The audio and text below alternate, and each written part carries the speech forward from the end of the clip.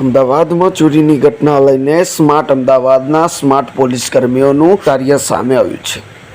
વાત કરીએ ચોરીની તો ગાંધી રોડના ખાડિયા ખાતે આવેલા પતાસા પોલમાં એક સોનીની દુકાનમાં 16 જુલાઈ 2024ના રોજ ભર બપોરે 2:45 સોનાની લૂંટ થઈ હોવાનું સામે આવ્યું। ત્યારે આપ આ વિડીયોમાં જોઈ શકો છો કે કઈ રીતે દુકાનદાર પોતાની દુકાનને લૂંટથી બચાવી રહ્યો છે અને ચોર તેના ઉપર દુકાનદાર ઉપર હુમલો પણ કરી રહ્યો છે। સીસીટીવી ફૂટેજમાં સ્પષ્ટપણે દેખાઈ પણ રહ્યું છે કે ચોર બંદૂકની અણીએ ચોરી કરીને નાસી છૂટ્યો છે। ત્યારે ભર બપોરે બંદૂકની અણીએ ચોરી કરતા ખાડિયા વિસ્તારની પોલીસ સૂતી હોય તેવું જણાઈ રહ્યું છે।